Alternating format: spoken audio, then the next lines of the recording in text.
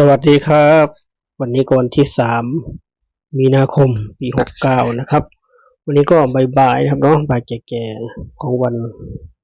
อังคารนะครับเนาะคลิปนี้จะวางแนวทางของรัฐบาลไทยนะครับเนาะให้FCทางช่องเพื่อเป็นแนวทางนะครับเนาะของวันที่16 มีนาคมปี69นะครับคลิปนี้ก็เป็นของอาจารย์ทองครับเนาะอาจารย์ทองก็ขอบคุณอาจารย์ทองนะครับในทางดีๆมาแบ่งปัน FC ทางช่องนะครับอาจารย์ทองให้มาแล้วครับเนาะตัวงวดสงสัยงวดที่แล้วงวดนี้ให้เร็วครับเนาะงวดที่แล้วงวดหงิดครับเนาะคาใจไม่ผ่านหวยสัญจรคาใจอยากจะแก้มือครับเนาะก็ขอบคุณเชียนอาจารย์ทองครับเนาะอาจารย์ทองให้ทางดีมาแบ่งปัน FC ทางช่องผู้อยู่เบื้องหลังครับเนาะว่าจะเป็นอาจารย์ทองพี่ชายใจดีลุงใจดีครับเนาะแล้วก็คนอื่นๆครับเนาะที่อยู่เบื้องหลังทุกคนที่มาให้สัมภาษณ์ก็ให้ทำมาแบ่งปันอย่างเดียวนะครับรวมถึงลุงอ้วนด้วยนะครับเนาะทำมาแบ่งปันด้วยผู้อยู่เบื้องหลังช่องบ่าวสารคามครับเนาะวันนี้เป็นวันของวันที่16 มีนาคมปี69ชื่อตรงกับวันจันทร์ครับเนาะตรงกับวันจันทร์ที่เราตรงกับวันอาทิตย์นะครับวันนี้ไม่มีสัญจรครับเนาะผ่านมาแล้วสัญจรวันที่แล้วก็เสียลมกันไปครับเนาะเจอสัญจรไปพี่เขาเบิ้ลไปก็หงายหลังกันไปเดี๋ยวนี้ก็ไม่มีสัญจรครับเต็มๆแล้วเนาะทีนี้เพียวๆเลยก็สู้กันต่อนะครับเนาะสำหรับคนที่สมหวังสำหรับคนที่ไม่สมหวังครับเนาะใครที่สมหวังก็ดีใจด้วยใครที่สมหวังบอกสำหรับคนหนึ่งครับเนาะก็ไม่สมหวังงวดหน้างวดนี้ว่ากันใหม่ครับเนาะวันนี้งวดที่16นะครับก็สู้ต่อไปครับเนาะสำหรับนักลงทุนนะครับนักเสี่ยงโชควันนี้เจอของวันนี้ก็เอาของอาจารย์ทองไปก่อนครับเนาะวันนี้อาจารย์ทองอยากแก้มือครับเนาะขาดใจหวยสัญจรเบิ้ลมาได้ยังไงครับเนาะ6อะไรก็ได้ที่อย่าเบิ้ลครับเนาะอาจารย์ทองก็มาชมเรียกเบิ้ลเหมือนกันนะครับก็วันนี้ก็เหมือนเดิมนะครับไม่ได้อัดคลิปสดเหมือนเช่นเคยก็คลิปพาน้องนนท์มา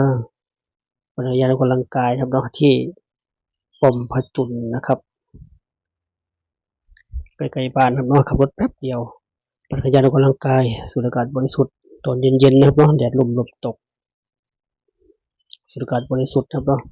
บางคนก็วิ่งนะบางคนก็เดินออกกำลังกายเดินเร็วครับเนาะก็แล้วแต่ที่สะดวกครับเนาะบรรยากาศดีๆครับเนาะช่วงเย็นๆ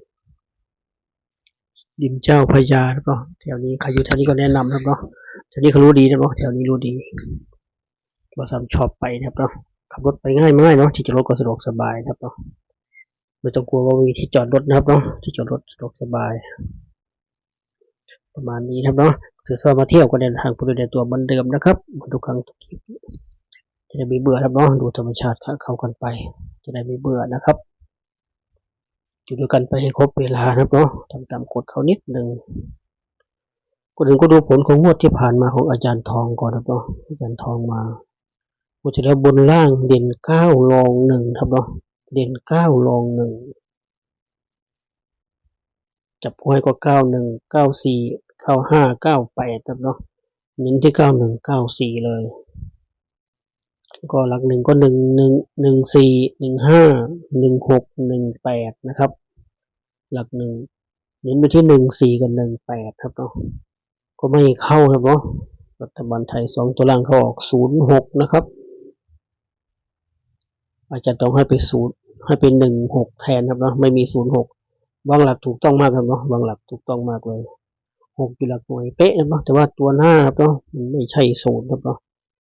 ถ้าอาจารย์ทองเด่น9รอง0เต็มๆเนาะ06เต็มๆไม่ต้องกลับเลยแต่อาจารย์ทองเด่น9รอง1ก็เฉียดไปครับเนาะเฉียดไปอย่างที่บอกไว้ครับเนาะว่าเลขเด่นเลขตั้งหลักเป็นพระเอกครับเนาะถ้าเลขเด่นเลขตั้งหลักมาถ้าเด่นเลขตั้งหลักเข้าครับเนาะมีใช้ไปกว่าครึ่งแล้วเนาะในการจับตัวเลขนะครับเนาะถ้าเลขเด่นเลขตั้งหลักไม่มาลำบากกันเนาะจับคู่ลำบากตัวประกบดีแค่ไหนถ้าเลขเด่นไม่มาก็ลำบากครับเนาะลำบากถ้าเลขเด่นมาถึงประกบคู่ไม่แม่นเราก็ไปออกกำลังกายไปอะไรได้เนาะไปลูดอะไรได้นะครับเนาะได้ไปได้หลายทางเนาะถ้าเลขเด่นเลขตั้งหลัก แม่นนะครับเนาะทุกเซียนทุกอาจารย์คล้ายๆกันครับเนาะก็เข้าตำราเลขเด่นใครแม่นมีชัยไปฝ่าครึ่งนะครับก็วันนี้ให้มาแล้วนะเนาะก็ขอบคุณอาจารย์ทองครั้งหนึ่งนะครับสรุปจดไว้นะครับสรุปจดแคปคนเราแคปเหมือนเดิมงวดที่แล้วเด่น9รอง1ครับเนาะเที่ยวนี้เด่น9รอง7นะครับเที่ยวนี้อาจารย์ทอง